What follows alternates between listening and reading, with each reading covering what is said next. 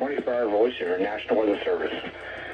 Receiving signal is a test for the public warning and alarm for transmitters in the west central southwest Florida listening area, originating from Ruskin, Florida. This was also a test for the same system, a Pacific Area Message Encoder.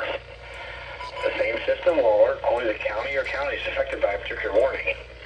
These tests are conducted each Wednesday between 11 a.m. and noon, and again between 6 p.m. and 8 p.m., unless severe weather threatens. This concludes the weekly test. We now return to regular programming.